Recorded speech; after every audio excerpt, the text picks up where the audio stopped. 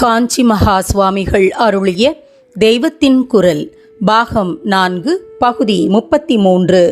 பாத்ரபதம் பஞ்சாங்க வித்தியாசம். பாத்ரபதம் என்பது ஒரு இரட்டை நட்சத்திரம். பூர்வ பாத்ரபதம், உத்தர பாத்ரபதம் என்று அந்த 2 நட்சத்திரங்களுக்கும் பேர். புரோஷ்டபதம் என்றும் சொல்வார்கள்.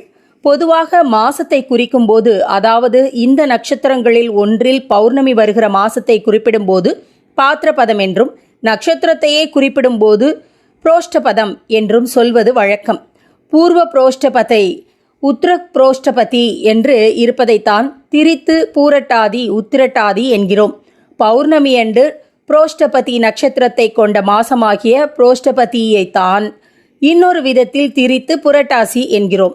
ஆனால் நம்முடைய புரட்டாசியும் சரி, இதே மாதிரி நட்சத்திரங்களின் பெயர்களை உடைய மற்ற 11 மாசங்களும் சரி, கரெக்டாக அந்த பௌர்ணமியில் அந்த நட்சத்திரம் வருவதாகத்தான் இருக்க வேண்டும் என்றில்லாமல் ஒரு மாசம் முன்பின் தள்ளியும் போய்விடுவதுண்டு.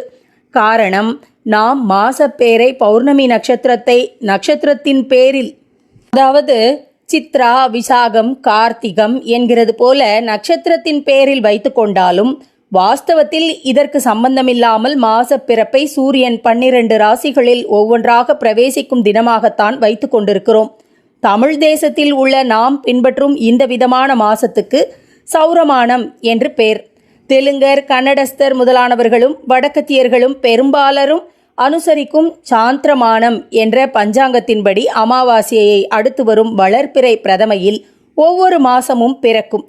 அந்த விதமான மாசத்தில்தான் அந்த மாசத்தின் பெயர் எந்த நட்சத்திரத்தை வைத்து இருக்கிறதோ அதுவும் வாஸ்தவமாகவே அந்த பௌர்ணமியில் அல்லது பௌர்ணமிக்கு நெருக்கமான திதியில் வருகிற நட்சத்திரம் எதுவோ அதுவும் முன்னே பின்னே தள்ளி போகாமல் கரெக்டாக ஒத்துப்போகும்.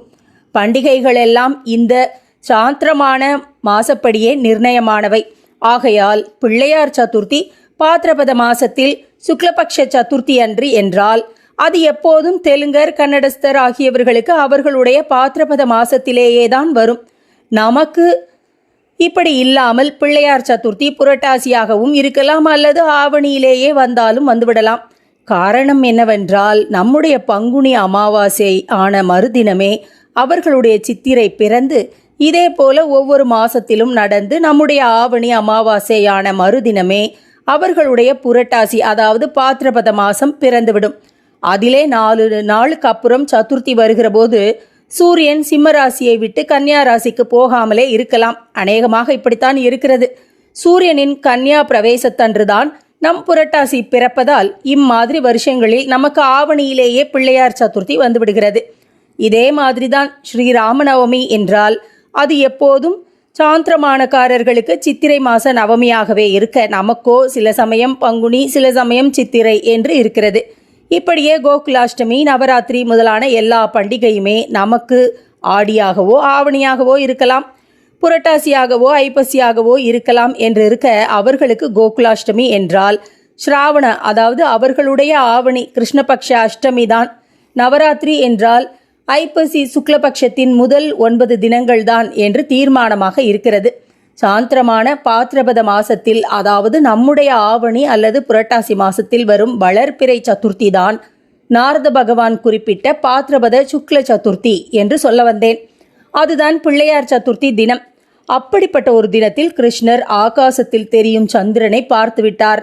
அது எந்த தினம் என்று உங்களுக்கு நினைவிருக்கலாம்.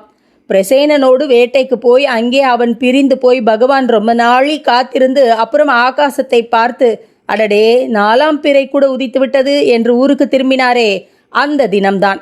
இப்படி சதுர்த்தி சந்திரனை அவர் பார்த்ததால் தான் அவர் மீது விக்னேஸ்வரரின் சாபம் பலித்து தப்பான அபவாதம் ஏற்பட்டுவிட்டது என்று நாரதர் தெரிவித்தார். அவர் இப்படி சொன்னவுடன் பகவான் சுக்லபக்ஷ சதுர்த்தியில் சந்திரனை பார்ப்பதால் இப்படி தோஷம் சம்பவிக்க வேண்டும் என்று விக்னேஸ்வரர் ஏன் சபித்தார் என்று கேட்டார்.